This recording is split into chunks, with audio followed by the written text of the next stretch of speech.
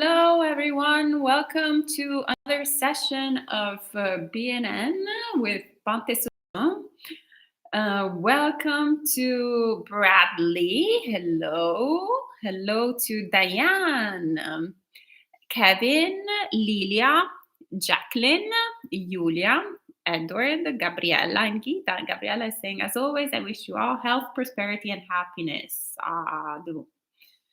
All right, so without further ado, I'll pass it on to Bhante. So we will be chanting, I believe, the Ratana Sutta as usual. So you can find a link of the sutta at the top of the live chat as usual. So you can click and follow along with us. Welcome, Liz.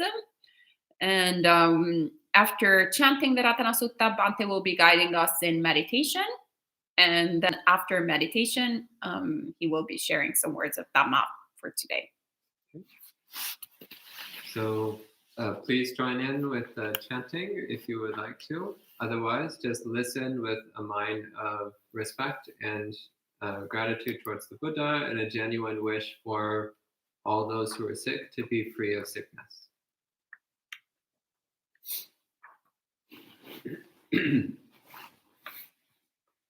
Namo tassa bhagavato arahato samma sambuddhassa.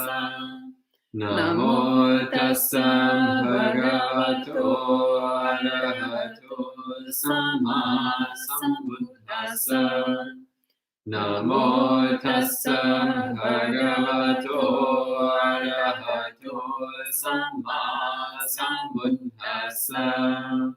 Yani dhabhutani samagatani bhummani vayani vantaleke sabeva bhuta sumana bhavantu atopi sakacha sunantu basitam tasmahi bhutani sameta sabe metam karota manusiya pajaya divacharato chaharanti evalim tasmahi nerakata apamatam yang kinchivitam idavahuram vasage suayam ratanam panitam Nano samamati tathagatena idampi buddhe ratanam panitam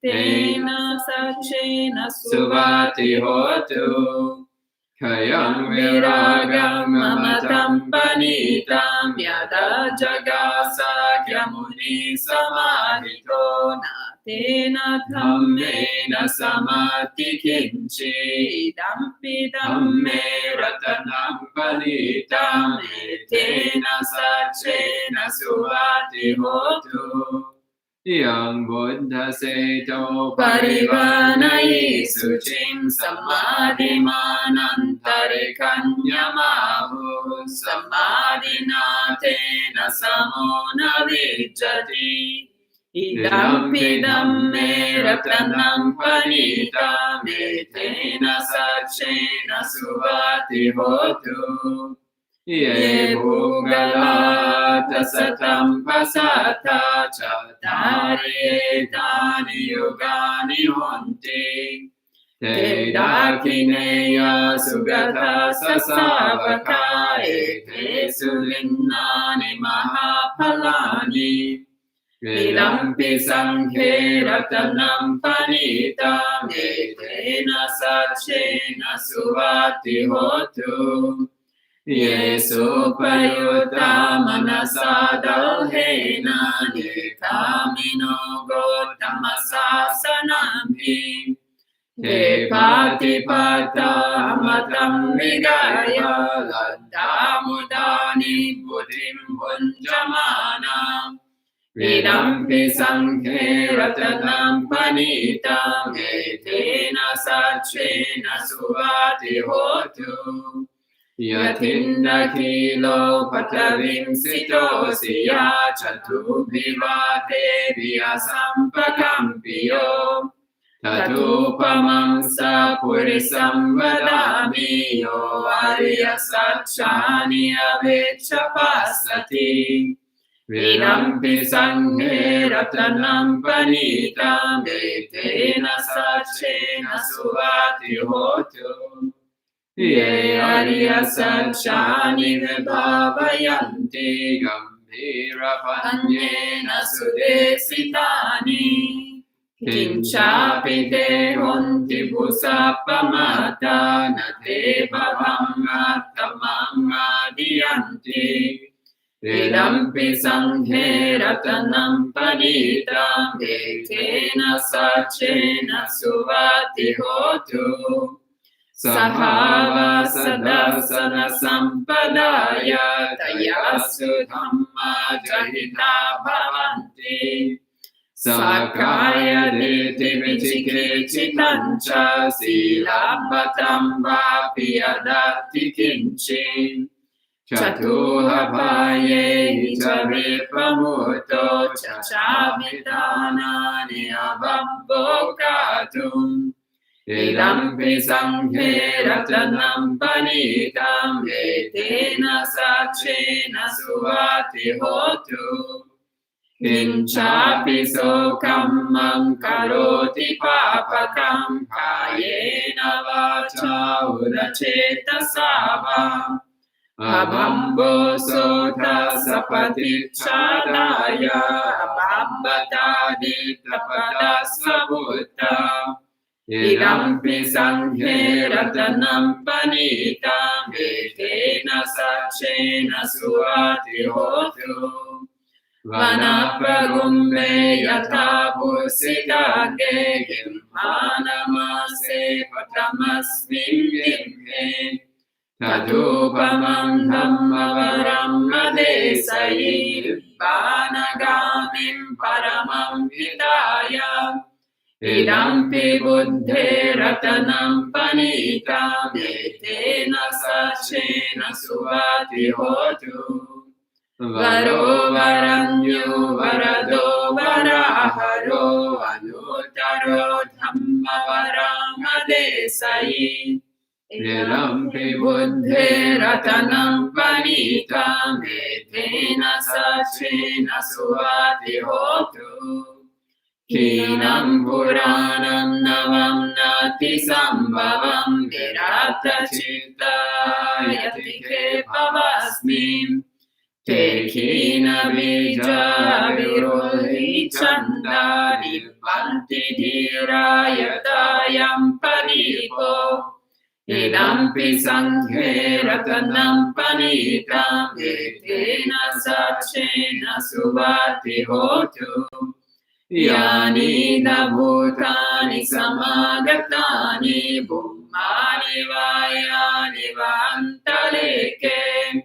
Tathagatam devamanusa pujitam buddham namassama suvati hotu Yani bhutani samagatani bummani vayani vantaleke Tathagatam devamanusa pujitam dhammam namassama suvati hotu Yani bhutani samagatani bummani vayani vantaleke Tathagatam devamanusa pujitam sangham namassama suvati hotu Etena sacha vajjena dukkhavupasamentute Etena sacha vajjena bhayavupasamentute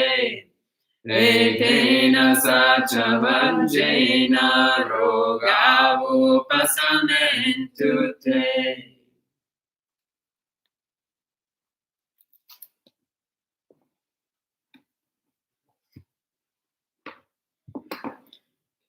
Okay, so now we'll do a period of meditation. So please get into a stable sitting position.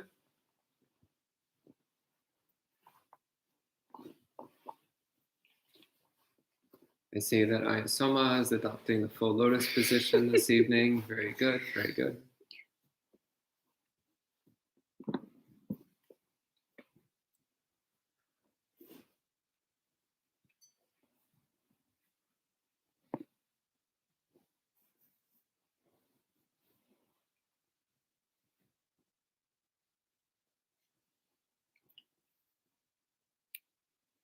It's really taking the time at the start of a period of meditation to make sure your legs are positioned properly, making sure that you're sitting evenly on the cushion,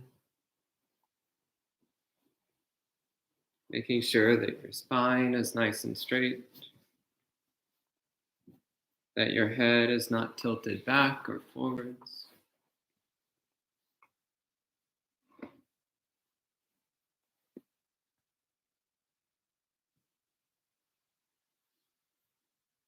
And take a few deep breaths. With each breath, letting the body and mind relax.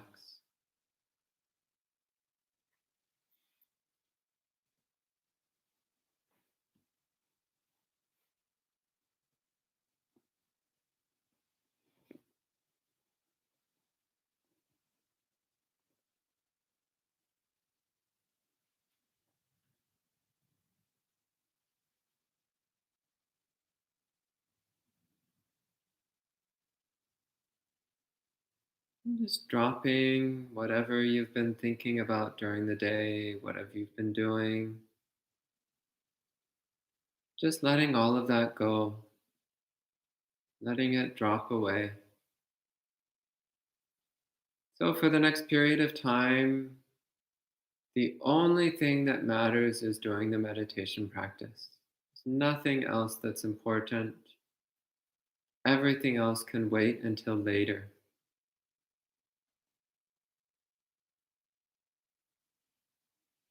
So, bring a slight smile to your face.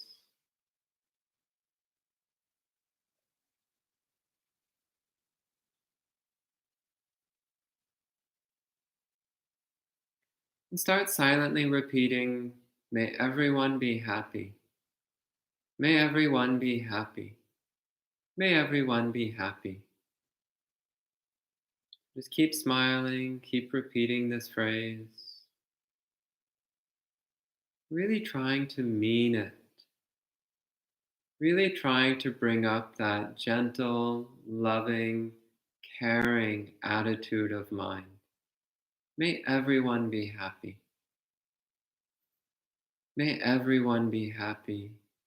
May everyone be happy.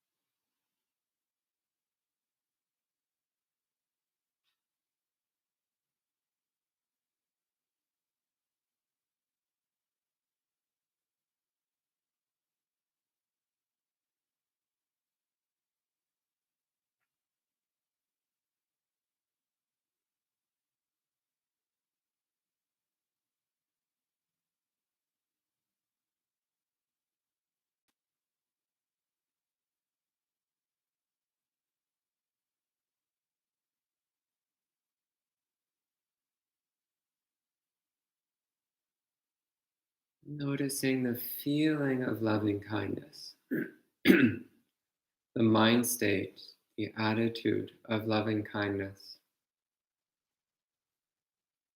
So it's not the words, but it's the feeling that the words induce, the feeling that the words remind us to produce.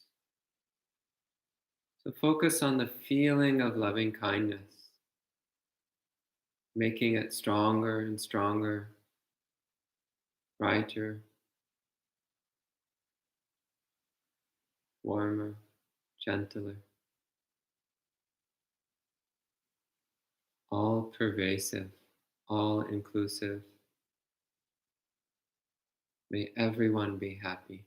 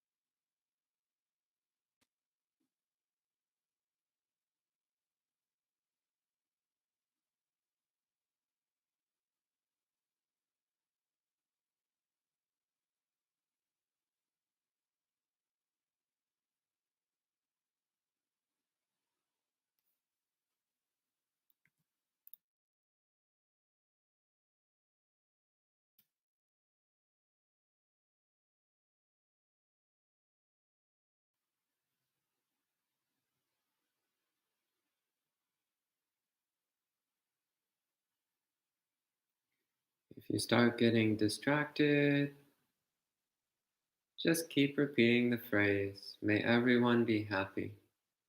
May everyone be happy. May everyone be happy. Relaxed eyes, soft smile. Keep bringing up that attitude of boundless, unconditional benevolence.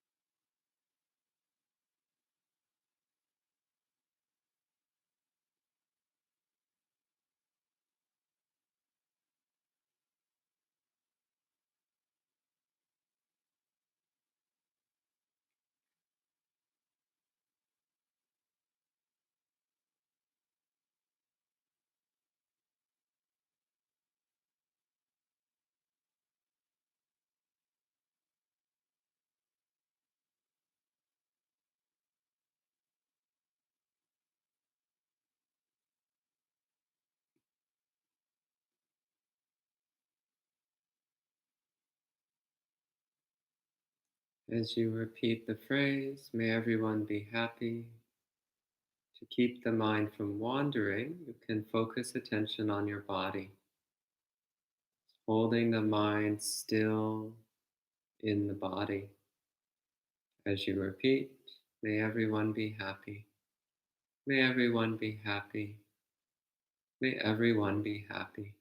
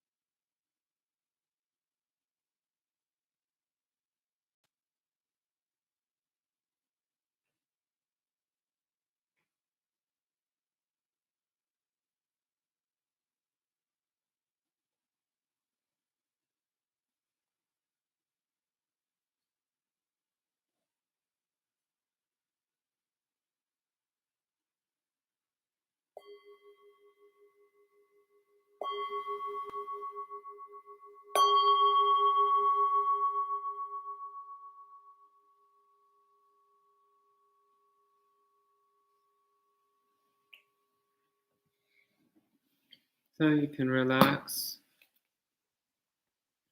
you can adjust your legs to a more comfortable position. If there's anything that's tense or sore, you can stretch it out a little bit.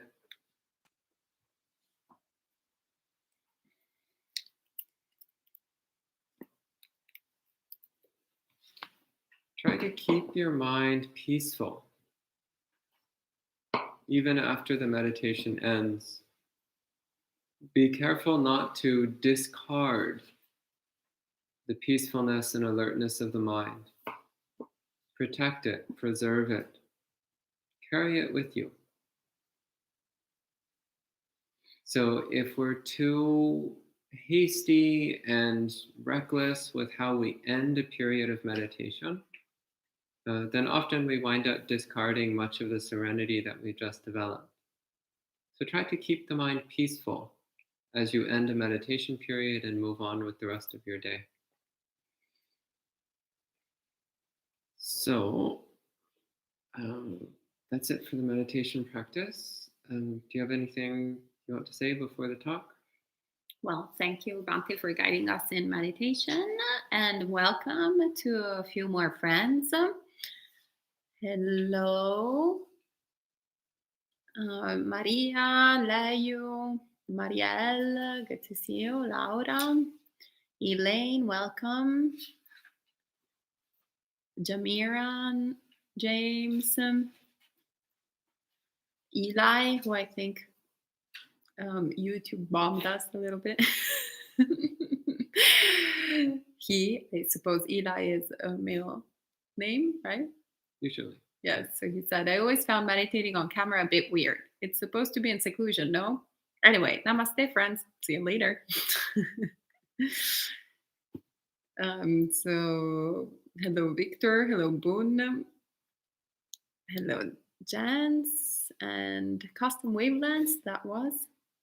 Maya? Maya, yes, Yeah, Maya. Oh, Eli's still here. And Trisha, hello. So Marielle said, thank you for the meditation. I know it was my imagination. I was only supposed to wish for people to be happy, but I felt I became a huge flower right before the end. It was nice. Oh, you're so cute. Okay. We can take it from, Bhante can take it from here.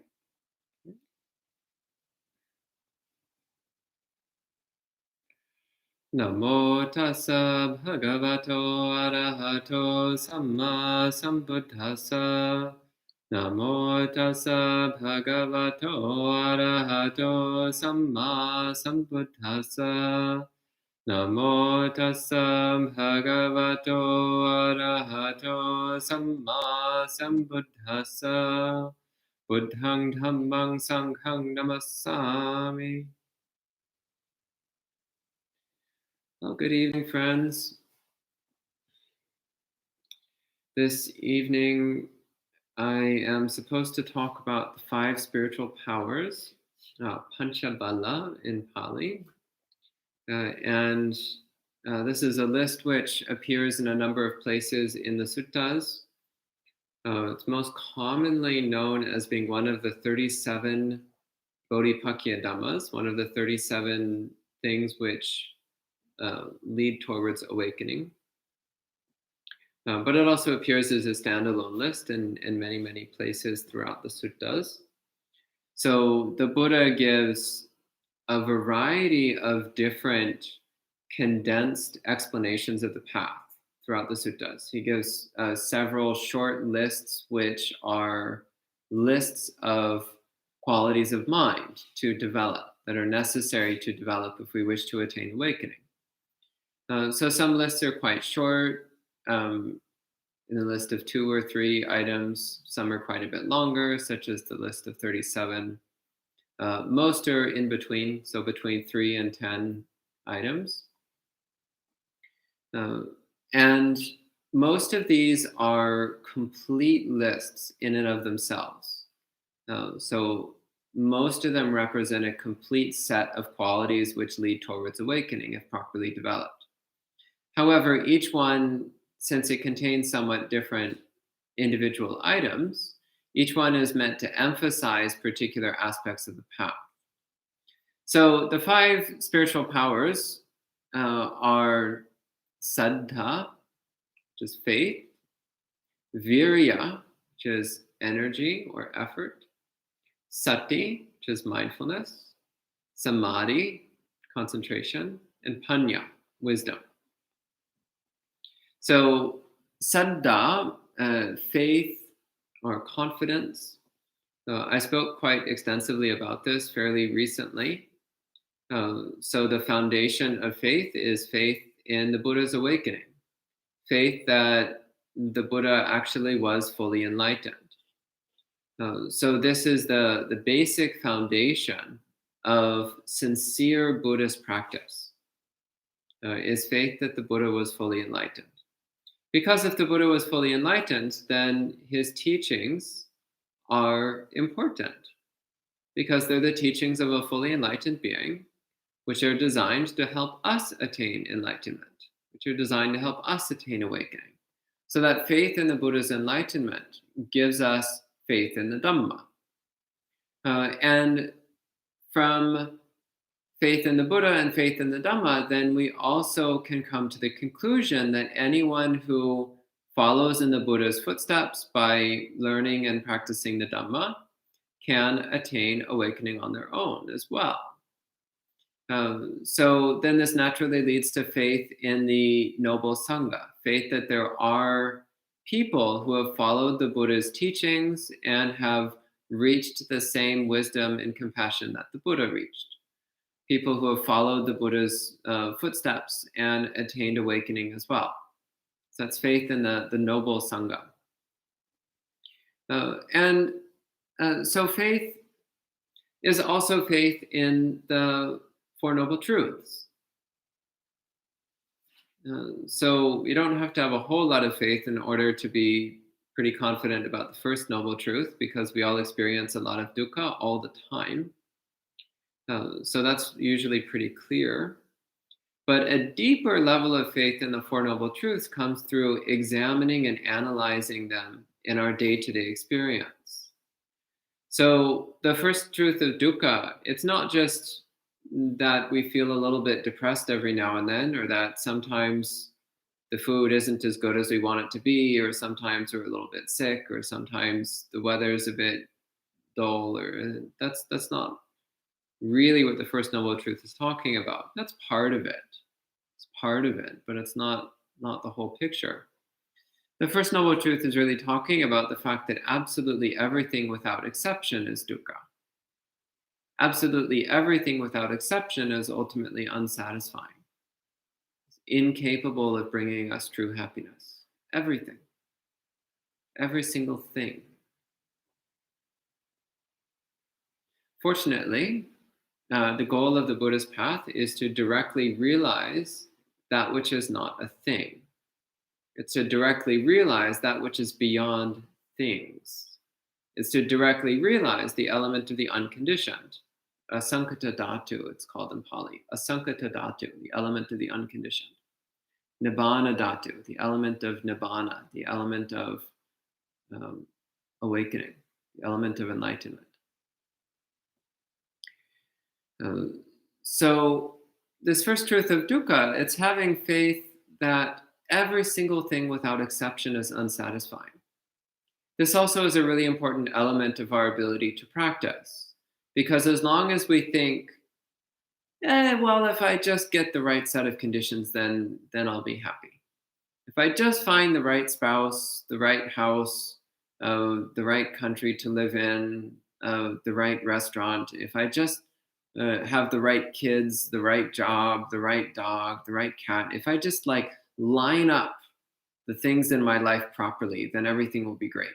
As long as we think that, then we will not be sincerely committed to our Buddhist practice. Instead, we'll be sincerely committed to trying to get our life lined up with the proper pleasant conditions. And actually, this is the way most people live, whether they're Buddhist or not. Most people, they have some image in their mind of what the ideal life would be like. A certain kind of dwelling place, certain kind of life partner, certain kind of um, food, certain kind of possessions. They've got it in their mind what they think would make for a sufficiently happy life. And so rather than pursuing enlightenment, they're pursuing their ideal dream. They're pursuing their dream of an ideal life. That's what they're really committed to. So it's important to really deeply contemplate the First Noble Truth and to recognize that absolutely everything without exception is unsatisfying. That even if we get our ideal dream life with all the ideal dream conditions, there will still be dukkha. We will still experience dukkha. Because once we fully come to accept that, then the spiritual life naturally rises to the top of our priority list.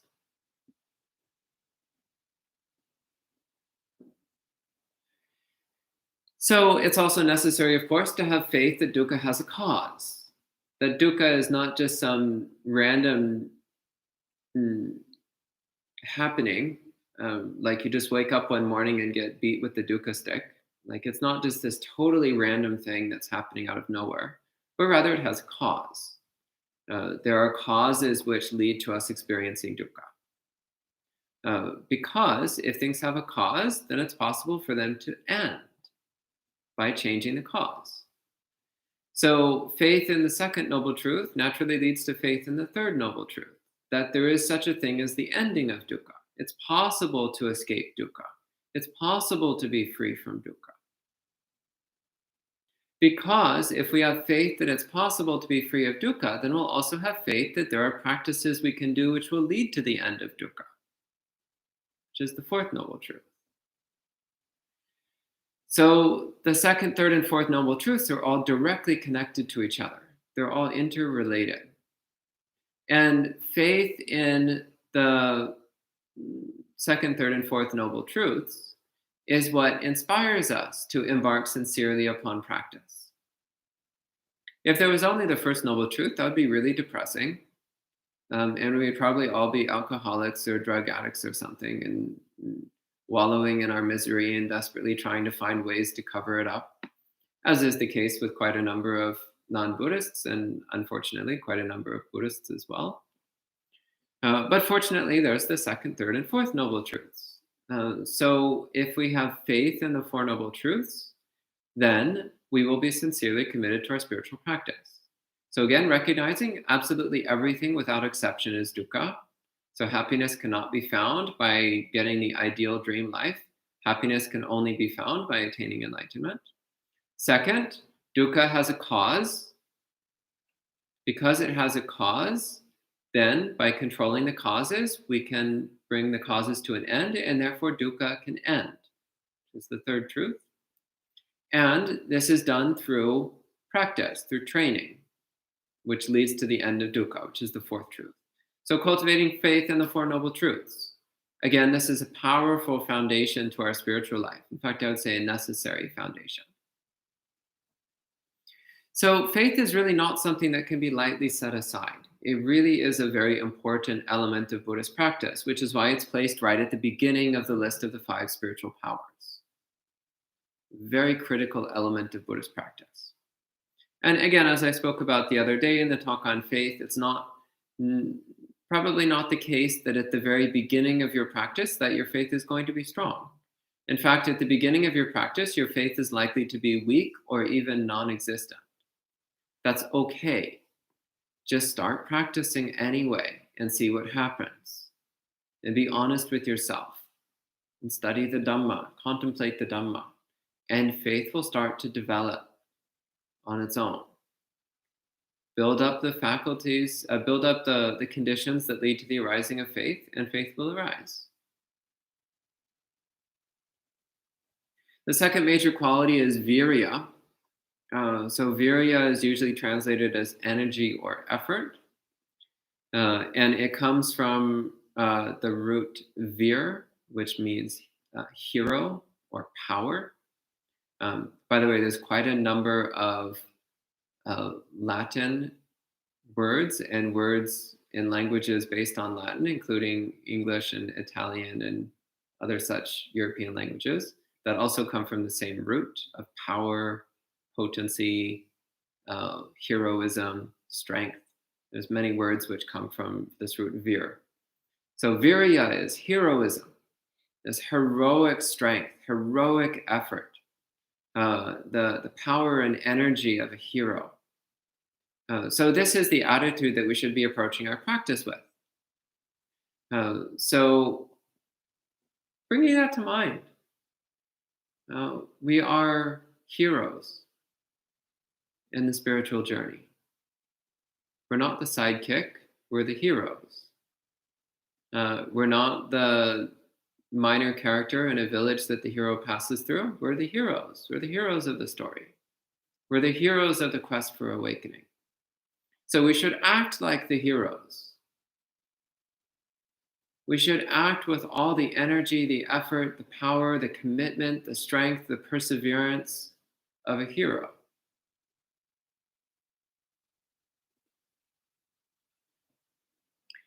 The third quality is sati, mindfulness, which gets talked about a lot these days in all kinds of non-Buddhist contexts, which is fine. It doesn't really have much of anything to do with Buddhism, but if people outside of Buddhism want to use the word mindfulness, they're welcome to. As long as we remember that in Buddhism, when we talk about mindfulness, we mean Buddhist mindfulness, which is not necessarily the same as secular mindfulness. Ayasoma is rolling her eyes. It gives me a certain spark of glee to report this to our remote audience every time it happens, because she's not the least bit subtle about it. So this is one of the wonderful things about Italians, is that when they roll their eyes, it's not just their eyes, it's a whole body movement. So like when I roll my eyes, it's just, I roll my eyes. When she rolls her eyes, it's like, it's this like whole body, it's almost like a spasm, just like consumes the entire physical sankhara. I think I'm still all the time. which is why we practice mindfulness of the body, so that we can be aware when rolling the eyes turns into a complete body spasm, for example. But actually, mindfulness, once again, is defined in the Satipatthana Sutta. So right mindfulness is the 4 Satipatthanas, which is not just present moment awareness. It's not just bare attention. It's a careful investigation of every component of body and mind, which comes with the recognition of impermanence and the practice of renunciation and non-attachment. If you read the Satipatthana Sutta, the Buddha is quite clear that sati is way more than just paying attention to things. It's also incorporating the practices of insight. So this is a very important distinction. It's the distinction between ordinary mindfulness and right mindfulness.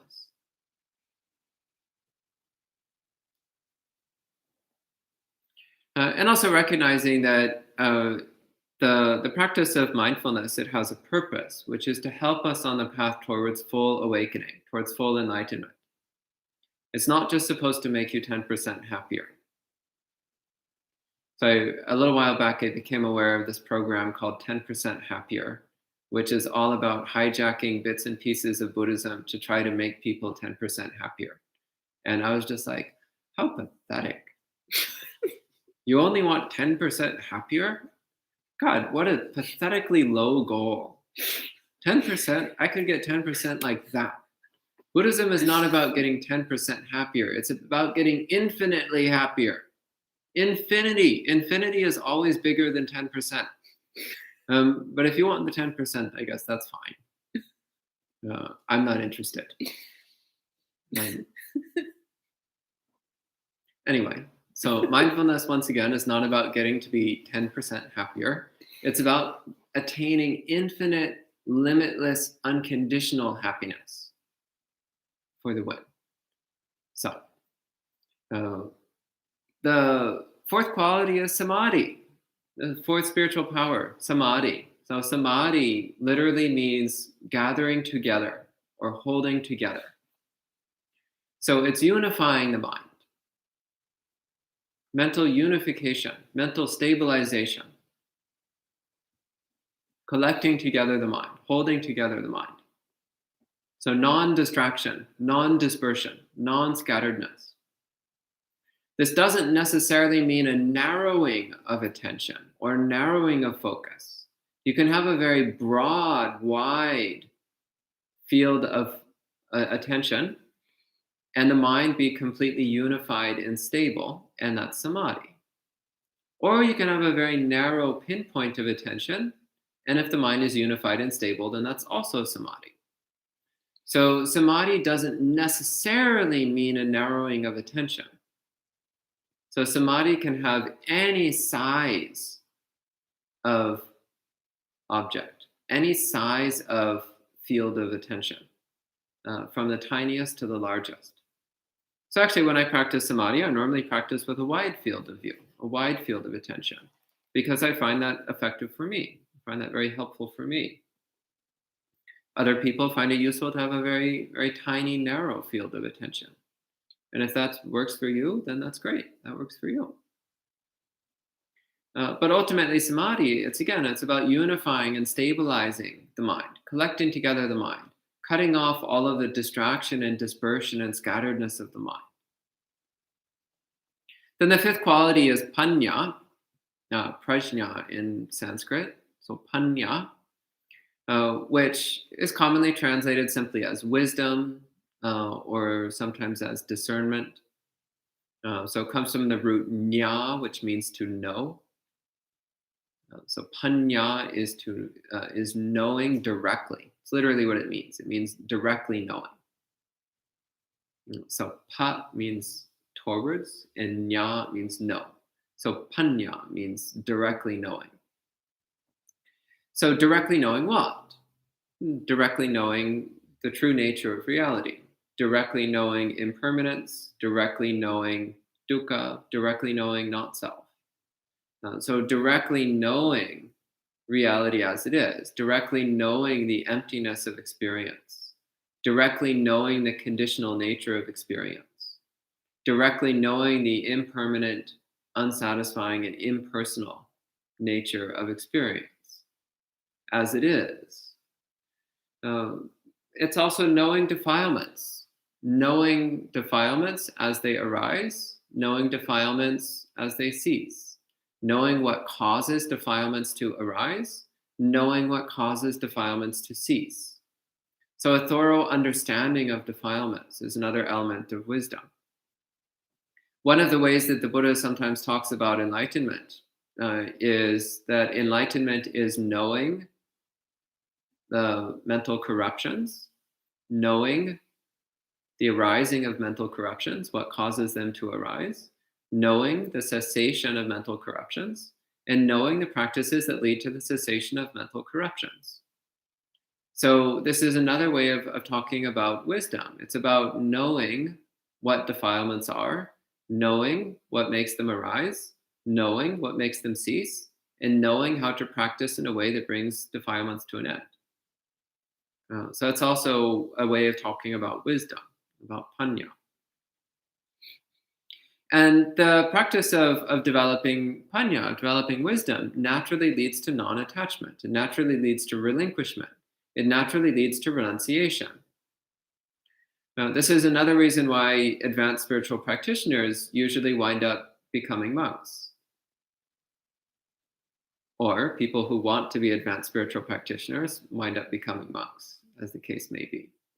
Because as one's wisdom develops, then one's tendency towards renunciation, relinquishment, non-attachment, simplicity, contentment, this naturally grows and grows and grows until the entanglements of lay life just start to be seen as a bother, a distraction, a hassle, starts to be seen as something unnecessary and constraining, which one naturally wants to drop. One starts to lose interest in getting more things and instead starts to become interested in letting go of things. So that's a brief overview of the 5 spiritual powers. So I think at this time we can go ahead and go into discussion time. So if you have any questions or comments, please go ahead and type them into the live chat and I'll address them as best I can. Thank you. Thank you, Bhante. So there are a few amusing comments already. Let me scroll all the way up. So James said in relation to faith, did someone say faith in the Holy One becomes rapturous, then pleasant, then calm? Great. Eli, I don't know if what it was related to, but it says, what about sukha and metta and mudita? Yeah, those are all great qualities. Yep. Yeah. The Buddha can't cram everything into every list, or else every list would be like 100 items. So instead, he made a bunch of different short lists. And Marielle says, this is the hero's path. Yes, Facts. indeed. And James sides with you and goes, yes, I'm Italian, and will rat out ISO minds saying this is accurate. It's not the same as secular mindfulness at all. My Italian father generally rotates his location in the room after the eye rolling is completed because he moves so much. Oops. I'm dying.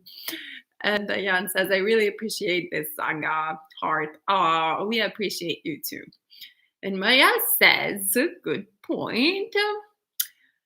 I'll be the judge of that. It's not pathetic if that's what people have available, the 10% happier. Perhaps Buddhism is not an option for those people. Okay, fair enough. Okay, good.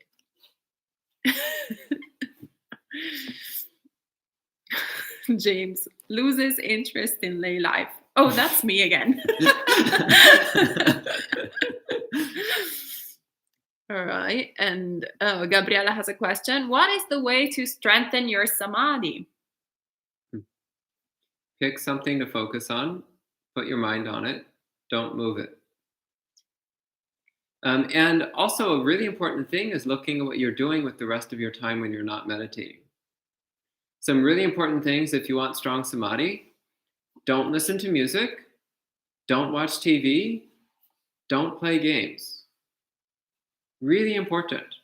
That will help tremendously.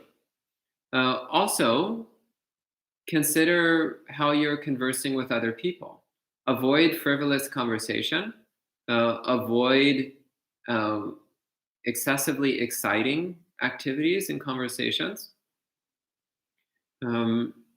Avoid argument, especially heated, vicious arguments. Really watch what you're doing throughout your day that's stirring up the mind. And try to avoid doing things that stir up the mind. Also, try to limit the amount of words that you put into your mind throughout the day, and try to keep yourself from thinking too much throughout the day. That will also help your samadhi. And of course, practice mindfulness of the body continuously in every activity at all times. Those are some things that will help your samadhi tremendously. Hello, Gita. Welcome. And Venerable Akaliko. Welcome. Sadhu, sadhu, sadhu. So Venerable will be also teaching either Thursday morning or Friday morning. Friday morning. Friday morning? Okay. Yeah. Which then is Saturday in Australia. No, it's Friday evening. Friday evening in Australia. Yeah. Mamma mia, it's so complicated. Anyway, Venerable Akaliko asks, what is the difference between the balas and the indriyas? Smiley face. Yeah, so it's the same list. So the five spiritual faculties, indriyas, and the five spiritual powers, the balas. It's the same list of five. So the usual way that I've heard this explained is that the five faculties are when they're being cultivated, and the five powers are when they become strong enough that they give strength to one's practice. So the five faculties is representing potentiality, the potential of the mind. And the five powers are when you've already cultivated these five potentials to a sufficient degree that they give strength to your practice. That's one way I've commonly heard it explained. And Venerable says, no, it's Thursday in Australia. My Thursday evening is your Friday morning. I think we need to ask Google. Yeah, I think we need to consult a third party on this one. Oh, and hello, Kim, Ah, who's also from Australia. Maybe he can tell us if Australia is behind or above. I'm always so confused with it's too much time difference. Anyway, so if you know, if Friday morning New York time, is it Thursday evening in Australia or is it Friday Saturday? evening. No, Friday morning. Let's ask the Australians on this. Let's see.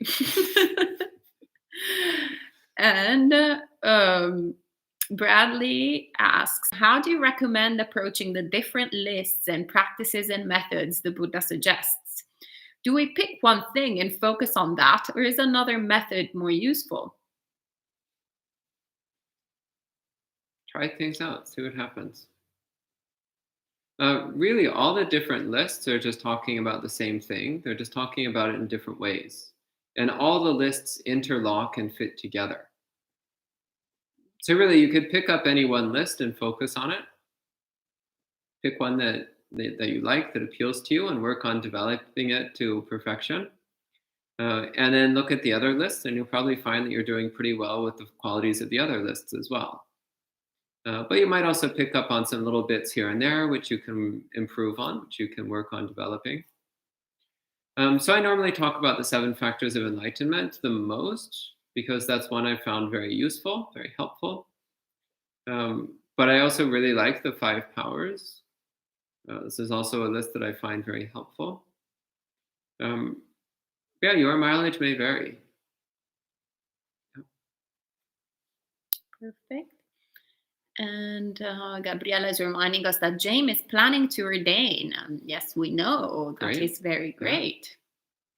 Have a great, James. And Kevin is, oh, actually, no, there's Ron that is asking, how can we increase our sense of virya? Yeah, it's mainly about constantly applying yourself to the practices moment by moment. Constantly making an effort to keep your mind pure, to keep the mind free of unwholesome tendencies, to cultivate wholesome tendencies, to cut off unnecessary thinking, to stay alert, sharp, and clear minded at all times. That's the main way. And Kevin says, friends, if you'd like to support the monastery, please visit the BI site listed at the top of this chat. Sadhu, sadhu, sadhu. So if you wish to support the Dharma, you can go to buddhistinsights.com/donate. Dhamma and the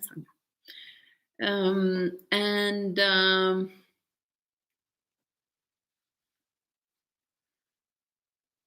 James is talking about how his heart condition might be a challenge to ordain in the US because of the national healthcare system. Well, talk to us and we can brainstorm together. Boon, what is the way to strengthen our panya? Well, there's a few ways. One is to read the suttas and discuss them with other people. That helps tremendously. Another is to listen to Dhamma talks, read teachings by contemporary monks, and that also helps quite a bit. And practice vipassana. So practice the recognition of impermanence day by day. Practice letting go. recognize the pain of holding on and the happiness of letting go. Okay. And looks like actually also Key confirms that Australia is ahead. I think we're just not, we don't know. Venerable Calico says, you have to believe us. So right now it's 10:36 a.m. Wednesday in Sydney. Yeah, and it's Tuesday here. So our Friday is their Saturday. Yes, I was right. So you're not ahead, you are behind.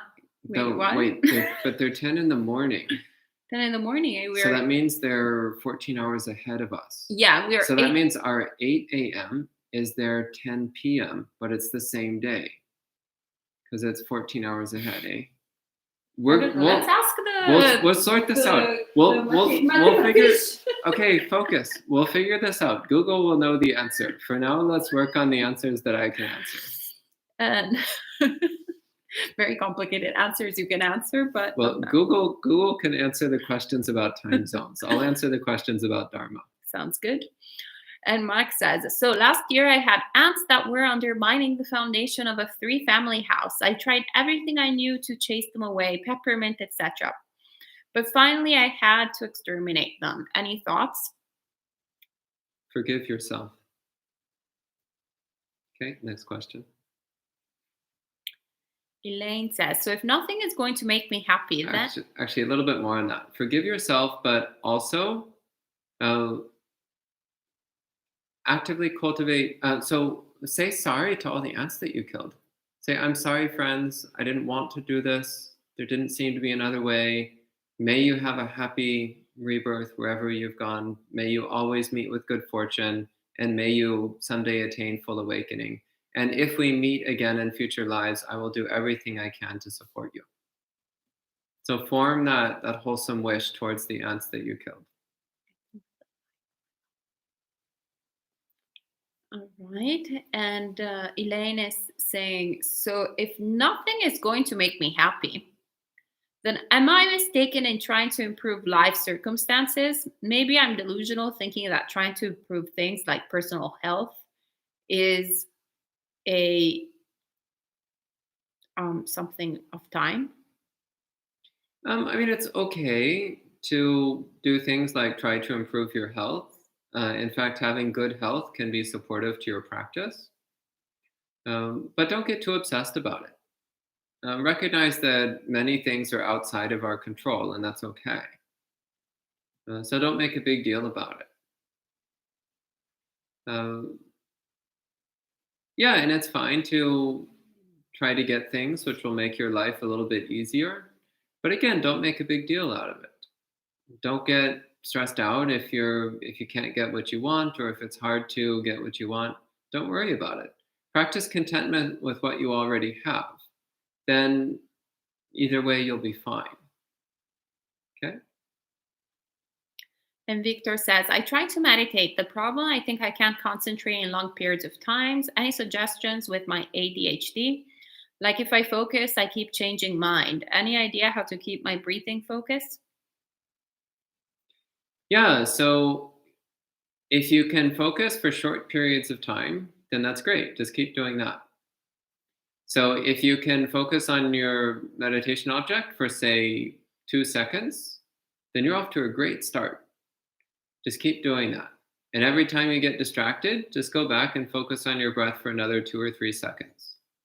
Then you get distracted, and then eventually you'll remember to come back and focus on your breath for another 2 or 3 seconds. And just keep doing that. And eventually you'll notice that your attention stays for longer. Maybe as long as even 4 seconds or 5 seconds. And you'll notice that the times of distraction are shorter. You come back to your meditation more quickly, more easily.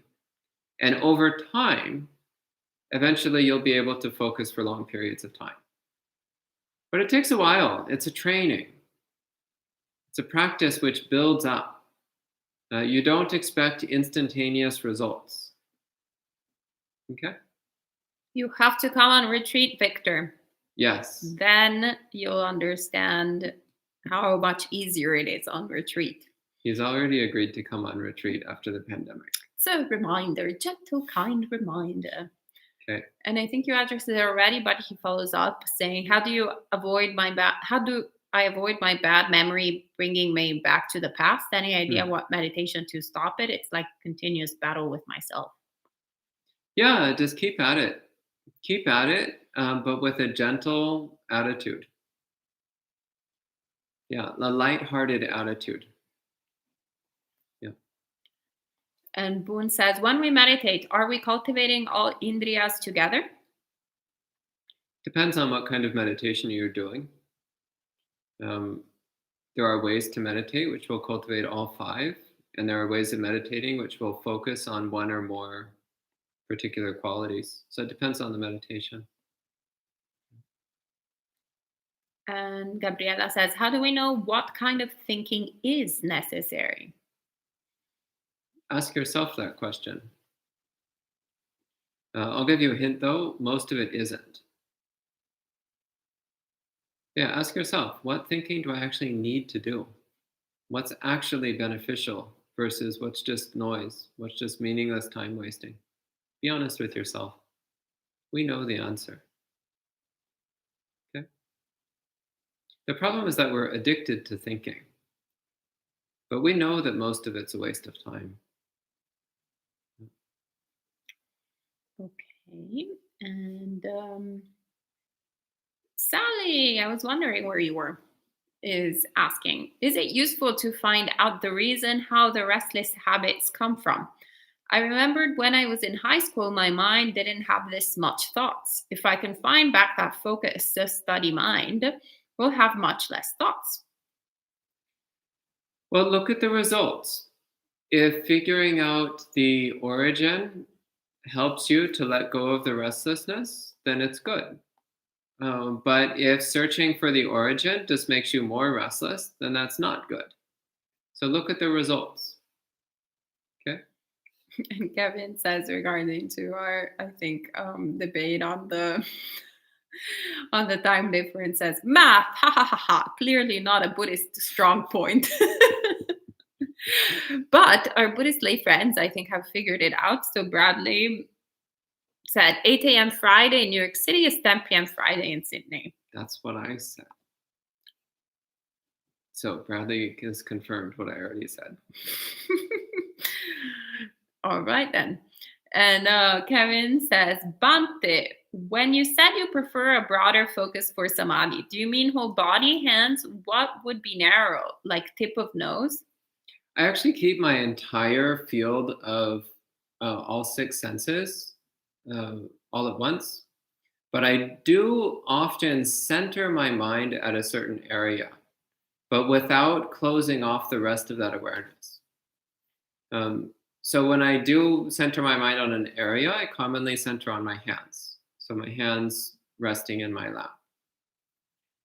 Sometimes I use the whole body, but I never drop awareness of the entire sensory domain. I always keep that broad awareness. I find for me that's incredibly useful, incredibly helpful. And sometimes I'll just let the entire sensory domain be the object. So this is animitta samadhi, objectless samadhi. And Sally says, even if I don't watch TV, play games for a long time, in daily life, my thoughts still fly in the past, future without awareness. Yeah, so focus on your body nonstop all the time. When you're walking, focus on your feet. When you're sitting, focus on your body against the chair. When you're writing, focus on the feeling of your hands as you write. Whatever you're doing, stay focused on your body. And constantly watch. Whenever you notice that you're lost in thinking, stop. It can also be helpful to recite some kind of repetition in your mind all the time. So, for example, a very common one in Thailand is Buddha. So just repeat Buddha, Buddha, Buddha. So Buddha, Buddha, Buddha, over and over in your mind all the time, no matter what you're doing. So that's one way that you can start to cut through the unnecessary thinking. You have to be unrelenting with the thoughts if you want to get control over your mind. Unrelenting.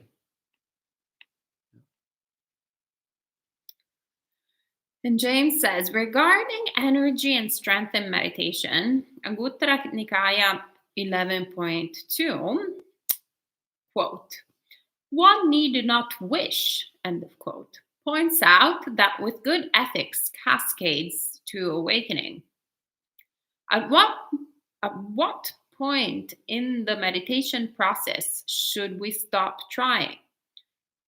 Trying, like forcing a result. Forcing or intending too much?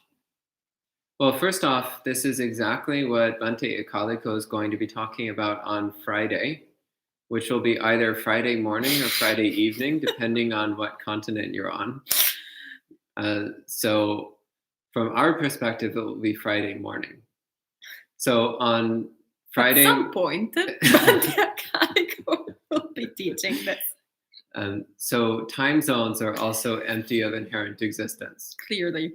So Bhante Ekaliko will be talking about exactly that cascading causal function that you referred to. So that would be the ideal time to bring this up. What I would say, though, is that meditation is simultaneous effort and non-effort.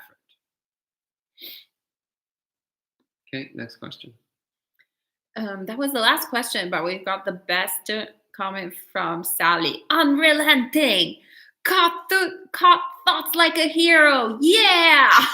That's the spirit. Yes. So Ajahn Mahabua used to say, like, you should go into battle and kill those defilements. Kill them. Like a hero. Yeah. And she's asking, actually, we have question. She asks, when I recite Buddha all the time, should I still be mindful of body? Yeah, keep it going. Yeah. Yep. Yeah, often I find using two objects simultaneously like that can be very effective when the mind is particularly unruly. And James is saying effort and non-effort. That's what I experience. Yes. I love that you guys are all like very enthusiastic today. I'm pretty enthusiastic as well. Okay. All right. So unless another question or comment pops up. Yeah.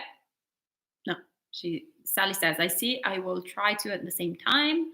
And Bradley says, energy is strong tonight. Yep. All right. So I think that's all for this evening or morning if you're in Australia. And it's tomorrow morning there. It's tomorrow morning there. So it's Wednesday morning. Correct. Oh, Victor has a question. Oh, okay. Why singing is not good for practice? Well, listening to singing is particularly harmful because then the songs tend to get stuck in your head and will constantly play back when you're trying to meditate. So you definitely should not listen to singing. As for singing yourself, again, that also can tend to stir up the mind a bit.